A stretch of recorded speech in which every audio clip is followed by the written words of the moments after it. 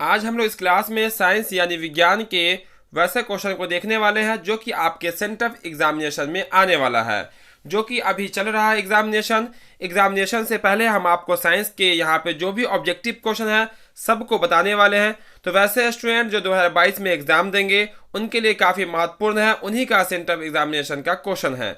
एकदम गारंटी के साथ 100% यही क्वेश्चन आपके एग्जाम में आने वाला है।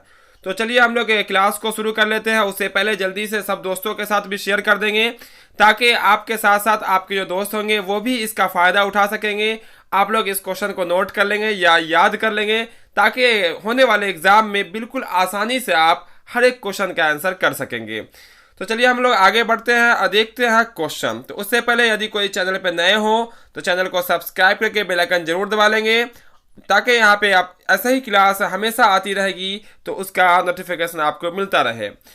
अब अगर कोई स्टूडेंट कह रहा है कि सर ये कैसे हम समझे कि यही क्वेश्चन मेरे एग्जाम में आने वाला है, तो हम 100% कहते हैं आप एग्जाम दे के आइए, उसके बाद क्वेश्चन को मिलाइए, फिर कमेंट में आप हमें जरूर बताइएगा कि यही क्वेश्चन था या दूसरा था। 100% यही क्वेश्चन एग्जाम में आएगा आपके, इसीलिए सब स्टूडेंट आखिर तक देखिएगा, पूरा क्वेश्चन देखिएगा ताकि जो आपका एग्जाम होगा उसमें एक भी क्वेश्चन आप मिस नहीं करेंगे। आप आराम से 40 में 40 ऑब्जेक्टिव कर लेंगे। पहला क्वेश्चन आपको दिख रहा होगा। पहला क्वेश्चन है प्रकाश के परावर्तन के कितने नियम होते हैं। वेरी सिंपल क्वेश्चन है। इसका जो राइट आंसर होगा वो हो जाएगा आपका ऑप्शन नंबर बी। तो आप लोग सबको नोट भी कर लेंगे, याद कर लेंगे, रट लेंगे ताकि एग्जाम में आप बिल्कुल आसानी से जाके वहां लिख सके। बस क्वेश्चन को देखना स्टार्ट हो जाना है। चलिए क्वेश्चन नंबर सेकंड को देखते हैं। 2 नंबर क्वेश्चन को यहाँ बोला गया प्रकाश का वेग सबसे अधिक किस में होता है। पहला ऑप्शन आप यहाँ पे, चारों ऑप्शन यहाँ पे दिए गए हैं, तो इसका जो राइट आंसर होगा वो हो जाएगा आपका शून्य यानी कि निर्वात में। वैसे हवा निर्वात बराबर होती है, लेकिन अगर निर्वात दिखे तो आंसर निर्वात के साथ ही जाना है। तीसरा क्वेश्चन आप देखेंगे। तीसरा नंबर क्वेश्चन क्या कहता है। तीसरा क्वेश्चन आपका कहता है यहाँ पे, तीसरा क्वेश्चन है प्रकाश का वर्ण विक्षेपण किस उपकरण से संभव होता है। तो इसका जो राइट आंसर है वो है आपका ऑप्शन नंबर सी, प्रिज्म से प्रकाश का वर्ण विक्षेपण होता है। अगला प्रश्न, प्रश्न नंबर आपका रहेगा 4।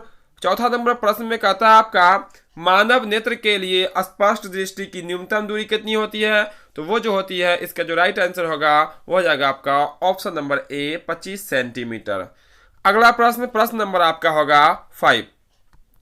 पांचवा क्वेश्चन आपका कहता है इस तरह से एक प्रिज्म कितने सतहों से घिरा होता है। तो इसका जो राइट आंसर होगा, एक प्रिज्म जो है 5 सतहों से घिरी होती है। कितने सतहों से?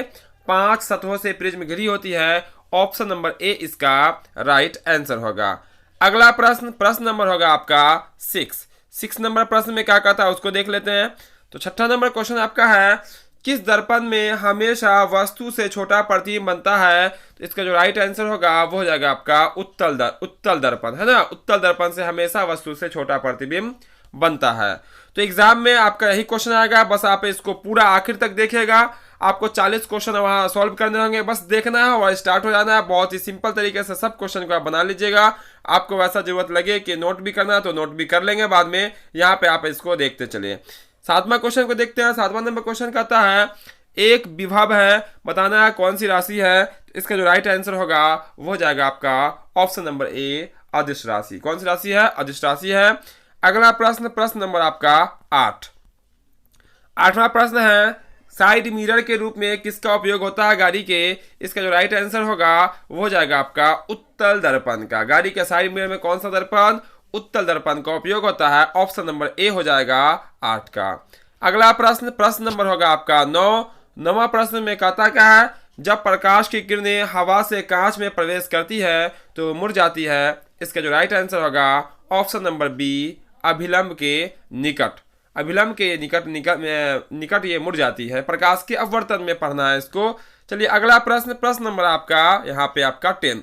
तो जो एग्जाम का क्वेश्चन है उसको हम बता रहे हैं, पूरा डिटेल रूप से हम क्लास करा चुके हैं, सब वहां देख सकते हैं, वहां पूरा क्लास आपको मिल जाएगा। अगला प्रश्न है चुंबकीय क्षेत्र का एसआई मात्रक क्या होता है। चुंबकीय क्षेत्र का जो एसआई मात्रक होता है ऑप्शन नंबर ए, टेस्ला होता है। क्या होता है? टेस्ला होता है। और चुंबकीय फ्लक्स का एसआई मात्रक वेबर होता है। अगला प्रश्न, प्रश्न नंबर आपका रहेगा 11 नंबर प्रश्न है। 11 नंबर प्रश्न में बोला गया उसको देखिएगा बोला गया समांतर क्रम, कौन सा क्रम है? समांतर क्रम में प्रतिरोध को जो हम लोग जोड़ते हैं तो उसका समतुल्य प्रतिरोध बताना है।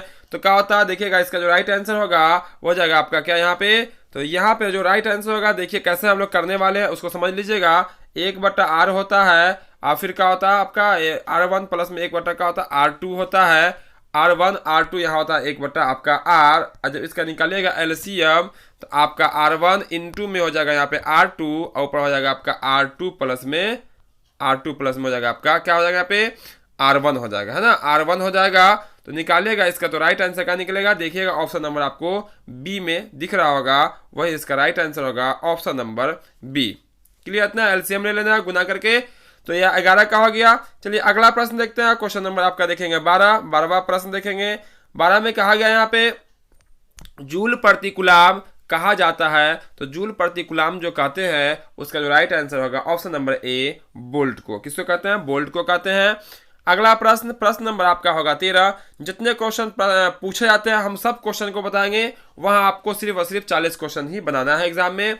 बोला गया दूर दृष्टि दोष वाला नेत्र साफ साफ देख सकता है, तो बस दूर की वस्तु को साफ साफ देख सकता है, ऑप्शन नंबर इसका बी इसका राइट हो जाएगा। अगला प्रश्न, प्रश्न नंबर होगा आपका 14 नंबर में प्रश्न में क्या कहता है उसको देख लेते हैं। तो 14 नंबर में प्रश्न में है आपका हमारे घरों में जो विद्युत आपूर्ति की जाती है वह क्या होता है, तो वह 220 वोल्ट पर प्रत्यावर्ती धारा यानी कि एसी करंट होती है 220 वोल्ट पे। अगला प्रश्न, प्रश्न नंबर होगा आपका 15वां प्रश्न कहता है लघु पतन के समय विद्युत धारा का मान क्या होता है, शॉर्ट सर्किट के समय क्या होता है धारा का मान, तो बहुत अधिक बढ़ जाता है। क्या होता है? बहुत अधिक बढ़ जाता है, जिससे बहुत सारे उपकरण में लगे चीज क्या होते हैं जल जाते हैं। अगला प्रश्न नंबर होगा आपका 16 नंबर प्रश्न। सुनो क्या गया, बिजली का सुचालक है, तो इसमें जो सुचालक बोला गया वो आपका राइट आंसर क्या होगा, ऑप्शन नंबर डी ग्रेफाइट हो जाएगा बिजली का सुचालक पदार्थ। अगला क्वेश्चन नंबर होगा आपका 17 यानी कि 17 नंबर में बोला गया क्षारीय विलयन का पीएच मान कितना होता है, इसका राइट आंसर होगा ऑप्शन नंबर बी 7 से अधिक। अगला प्रश्न नंबर आपका होगा कितना 18 नंबर में है निम्न में कौन विजातीय यौगिक है, तो जो आपका विजातीय यौगिक होगा उसका राइट आंसर होगा प्लास्टर ऑफ पेरिस आपका विजातीय यौगिक है, ऑप्शन नंबर डी 18 का आंसर। अगला प्रश्न देखेंगे, प्रश्न नंबर आपका 19 में बोला गया बेकिंग सोडा का रासायनिक सूत्र क्या होता है, तो बेकिंग सोडा का रासायनिक सूत्र होता है option number A NaHCO3, option number A 19 का राइट आंसर होगा NaHCO3 बेकिंग सोडा का रासायनिक सूत्र।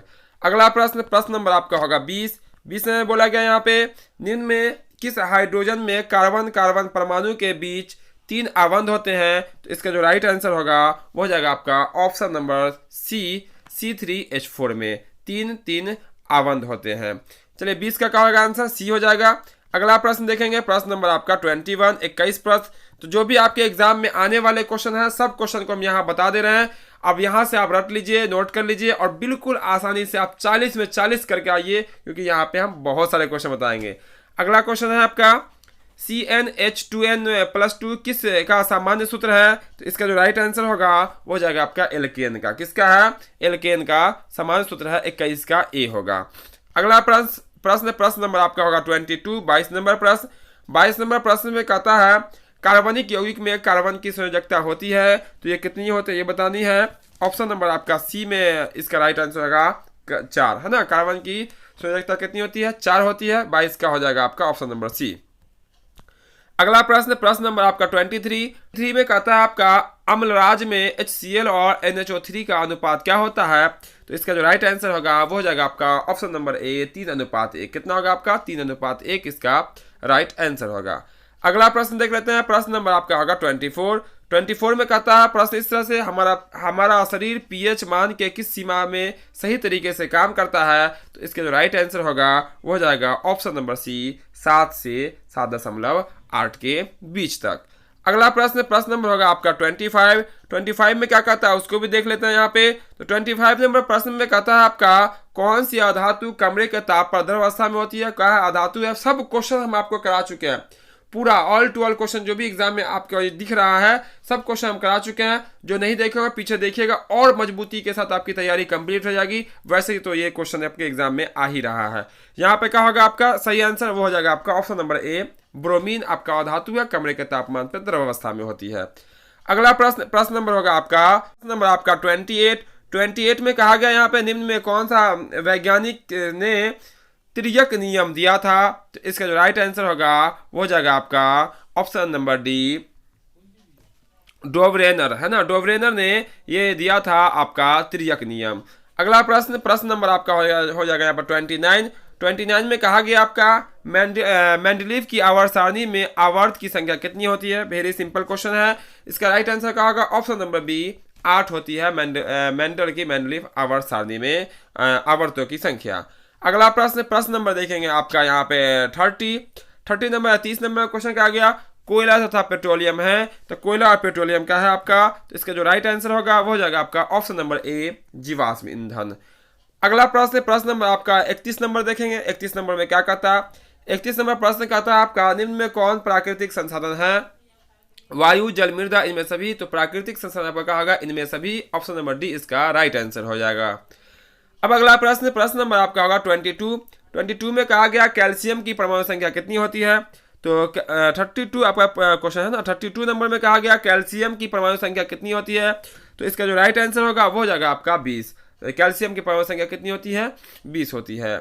अगला प्रश्न देखेंगे, प्रश्न नंबर आपका 33। तो जो क्लास को अब तक लाइक नहीं किए होंगे जल्दी से फटाफट लाइक कर दीजिएगा और सब दोस्तों को शेयर कर दीजिएगा, ताकि जो आपका एग्जाम है सब दोस्त को भी आप इस एग्जाम का फायदा उठा सकते हैं बहुत ही आसानी पूर्वक, क्योंकि यही क्वेश्चन आपका एग्जाम में आएगा। एग्जाम से पहले हम आपको बता दे रहे हैं पूरे ऑब्जेक्टिव क्वेश्चन। आपको पूरा नहीं, मात्र 40 क्वेश्चन ही बनाना है। इसके लिए आप रट लीजिए, लिख लीजिए, याद कर लीजिए जैसे चाहिए वैसे, लेकिन 40 में 40 आप पूरा श्योर करके आइए।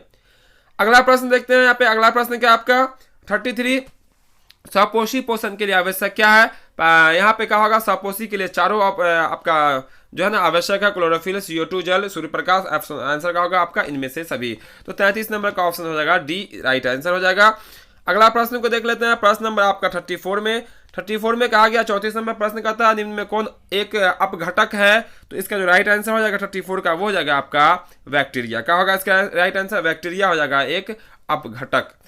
क्वेश्चन नंबर होगा 35 नंबर प्रश्न को देखेंगे। 35 नंबर बोला गया एक पुष्प का एक लिंगी पुष्प का उदाहरण है, तो इसका राइट आंसर होगा पपीता। सबको पता है, बहुत बार बता चुके हैं हम। एक लिंगी पौधा, द्विलिंगी पौधा क्या होता है? एक लिंगी जीव, द्विलिंगी जीव क्या होता है? तो यहाँ पे आंसर क्या होगा आपका पपीता हो जाएगा।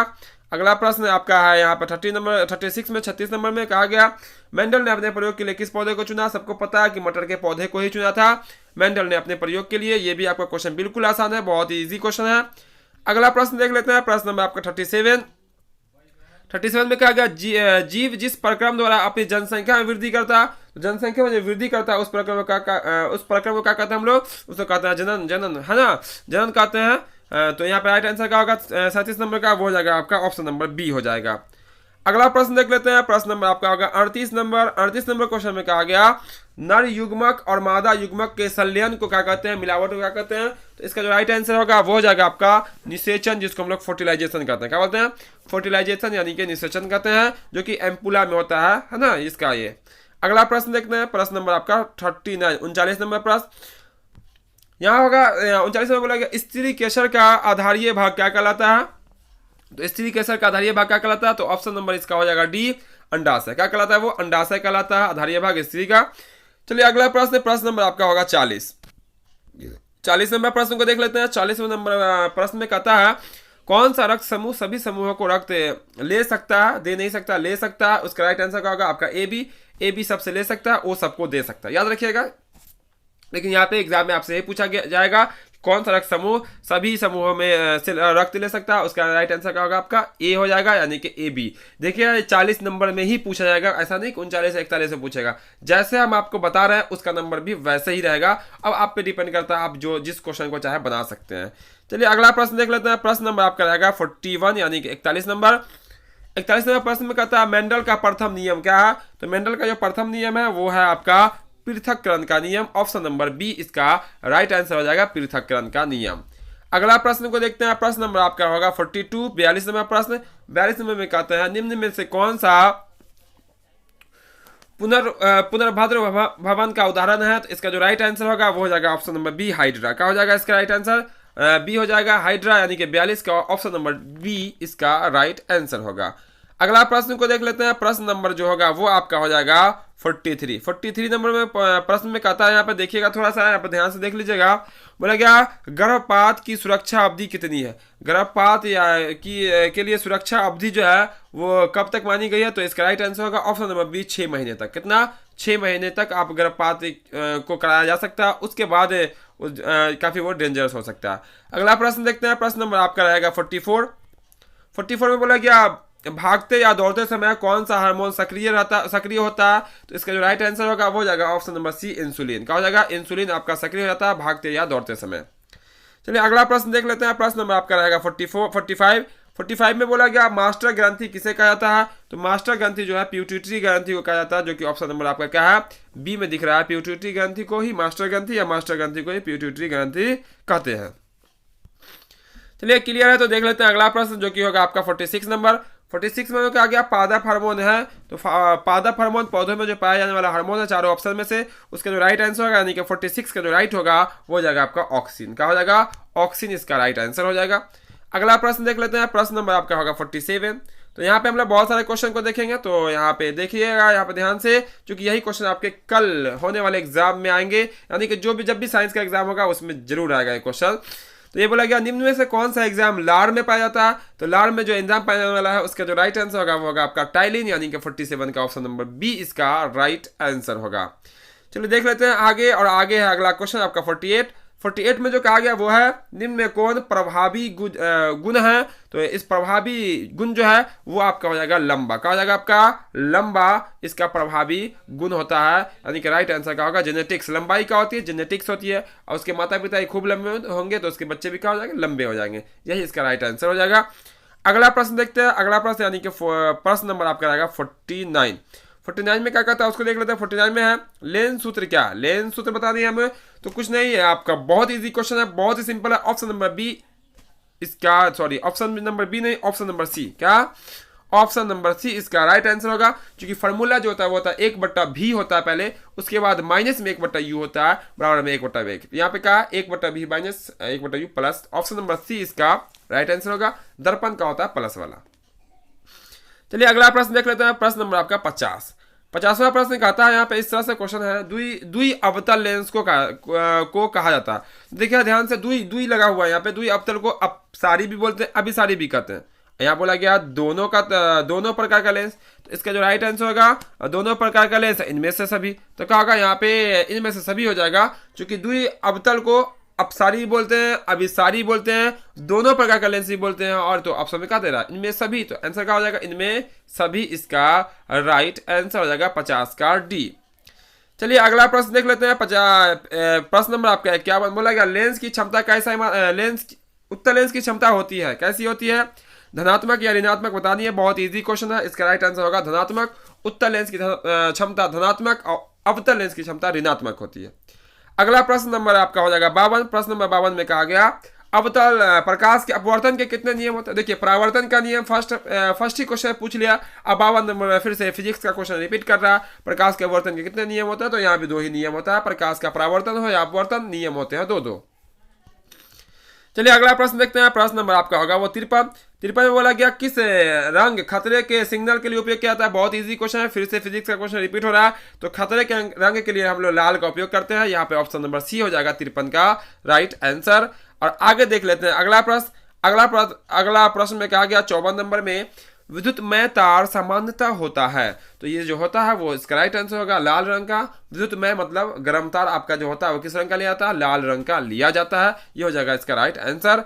अगला प्रश्न देख लेते हैं। प्रश्न नंबर आपका होगा यहाँ पे 55 नंबर प्रश्न में 55 नंबर प्रश्न में कहा गया विद्युत मोटर परिवर्तित करता है, तो इसका जो राइट आंसर होगा वो विद्युत ऊर्जा को यांत्रिक ऊर्जा में, ऑप्शन नंबर बी इसका राइट हो जाएगा। विद्युत मोटर जो है परिवर्तित करता है विद्युत ऊर्जा को यांत्रिक ऊर्जा में। पूरा बताया हुआ, पूरा पढ़ाया हुआ क्वेश्चन एग्जाम में पूछा जा रहा है, बस आप पढ़ते रहे लगातार, समझते रहे लगातार, एग्जाम में आप बिल्कुल आसानी से बना लेंगे। ये तो आपका एग्जाम में पूरा 40 से 40 सही हो ही जाएगा।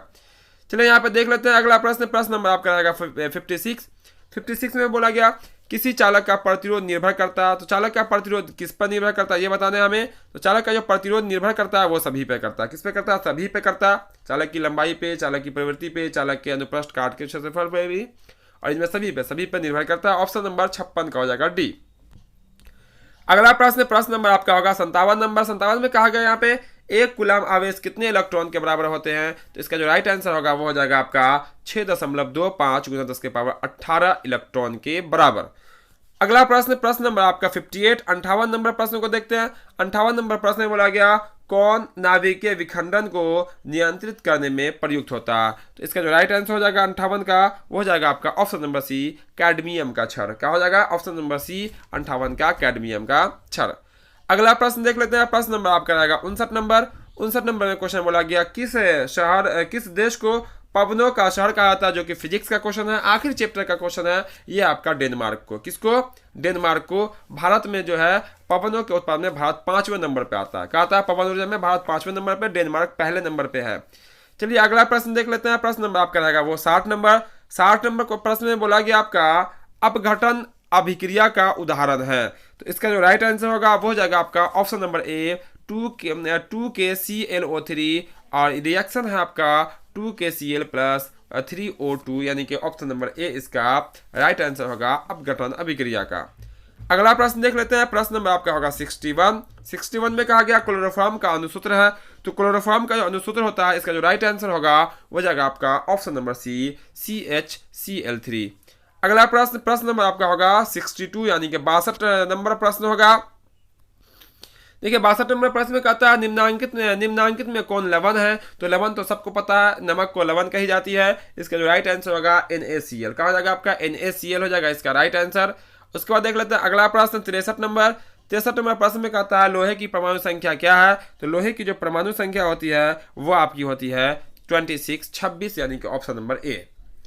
तो यहाँ तक हम लोग 63 क्वेश्चन को देखे हैं। आपको बनाना कितने प्रश्न है, 40 ही प्रश्न बनाना है। आगे भी और हम लोग क्वेश्चन को देखते हैं, कुछ क्वेश्चन को यहाँ पे छोड़ देते हैं। चलिए अब 63 के बाद हम लोग 74 नंबर, यानी कि 64 के बदले 74, यानी कि 10 क्वेश्चन को यहाँ से गैप कर देते हैं और 74 नंबर क्वेश्चन देख लेते हैं। कहा गया यहाँ पे पाचन क्रिया पूर्ण होती है, तो पाचन क्रिया जो जाके अंतिम रूप से समाप्त होती है वो होती है आपकी छोटी आंत में। ये क्लियर है। अगला प्रश्न देख लेते हैं। प्रश्न नंबर आपका 75। तो 75 में कहा गया आपका यहाँ पे उच्च रक्तचाप क्या कहलाता है, तो उच्च रक्तचाप जो है आपका हाइपरटेंशन कहलाता है। क्या कहलाता है, हाइपरटेंशन कहलाता है उच्च रक्तचाप। तो जहाँ पे जो है यहाँ पे हाइपरटेंशन का हो जाएगा ऑप्शन नंबर ए इसका राइट आंसर हो जाएगा। अगला प्रश्न देख लेते हैं। प्रश्न नंबर आपका 76 में कहा गया, देखिए क्लियर है क्वेश्चन, एंड्रोजन है। एंड्रोजन क्या है, तो ये आपका क्या है, नर हार्मोन, मेल में पाया जाने वाला हार्मोन होता है एंड्रोजन। अगला प्रश्न को देख लेते हैं। प्रश्न नंबर आपका 77 में कहा गया सबसे छोटी अंतःस्रावी ग्रंथि कौन सी है, तो सबसे छोटी जो अंतःस्रावी ग्रंथि है वो आपका जाएगा यहाँ पे पिट्यूटरी ग्रंथि, जिसको हम लोग मास्टर ग्रंथि भी कहते हैं। ऑप्शन नंबर बी इसका राइट आंसर होगा पिट्यूटरी, यानी कि मास्टर ग्रंथि। यहाँ पे अगला प्रश्न देख लेते हैं। प्रश्न नंबर आपका होगा 78 में कहा गया प्रश्न, चलिए थोड़ा सा ऐसा कर लेते हैं बड़ा, चूंकि है छोटा क्वेश्चन, चलिए बड़ा हो गया। अब देख लेते हैं यहाँ पे 78 में क्वेश्चन जो कहता है वो है आपका पुरुष का मैथुन अंग क्या है, तो ये जो मैथुन अंग कहलाता है, जो ऊपरी भाग होता है वो उसको कहते हैं हम लोग शीर्षण। क्या बोलते हैं, आपको शीर्षण बोलते हैं। पुरुष का मैथुन भाग जो कहलाता है वो आपका शीर्षण कहलाता है। ठीक है, चलिए अगला प्रश्न देख लेते हैं। प्रश्न नंबर आपका रहेगा 79 में कहा गया आपका क्वेश्चन इस तरह से, देखिएगा ध्यान से, बहुत ही इंटरेस्टिंग क्वेश्चन बोला गया मनुष्य का वैज्ञानिक नाम क्या है, तो मनुष्य का जो वैज्ञानिक नाम है वो आपका होमोसेपियंस। क्या आपका ऑप्शन नंबर बी इसका राइट आंसर होगा, मनुष्य का वैज्ञानिक नाम होमोसेपियंस होता है। अगला प्रश्न नंबर आपका होगा 80 नंबर, जो कि लास्ट क्वेश्चन होगा 80 नंबर क्वेश्चन। चलिए 80 नंबर क्वेश्चन आपके सामने दिख रहा है। 80वां क्वेश्चन आपका कहता है बीज पत्र कार्य क्या है, तो बीज पत्र का जो कार्य है वह आपका सुरक्षा प्रदान करना। तो ये थे आपके 80 प्रश्न, और जो कि आपके एग्जाम में पूछा जाएगा, जो कि आपका एग्जाम होना बाकी है। इसलिए सब लोग आप नोट कर लें, याद कर लें बैठ के, ताकि होने वाले एग्जाम में बिल्कुल आसानी से, बिल्कुल सरलता से आप 40 में 40 आप सही करके और स्कोर कर सकते हैं और अपने फाइनल एग्जाम के लिए तैयार हो सकते हैं। तो आप कमेंट करके आपको जरूर बताएंगे कि आपको यह क्लास कैसा लगा, और जिनको डाउट हो कि यह क्वेश्चन आएगा या नहीं आएगा, तो उनको हम कह देते हैं 100% यही क्वेश्चन आएगा। आप कमेंट ना करें और जब एग्जाम दे के आए तो जरूर से जरूर याद से आप कमेंट करके फिर आप बताएं हाँ सर ये क्वेश्चन था या यह क्वेश्चन नहीं था। तो उम्मीद करते हैं सबको आज का क्लास बहुत पसंद आया होगा। तो क्लास को सब स्टूडेंट लाइक कर देंगे और हर दोस्त को शेयर कर देंगे ताकि एग्जाम से पहले पहले हर दोस्त इसको देख ले, पूरा उसका भी क्लियर हो जाएगा। और जो चैनल पे नए होंगे चैनल को सब्सक्राइब करके बेल आइकन जरूर से जरूर दबा लेंगे ताकि इस तरह का जो भी क्लास हो उस क्लास का नोटिफिकेशन आपको भी मिले और आप भी पूरी तैयारी बिल्कुल आसानी से कर सकते हैं। तो फिर मिलते हैं बहुत जल्द अगले क्लास में। जय हिंद, जय भारत।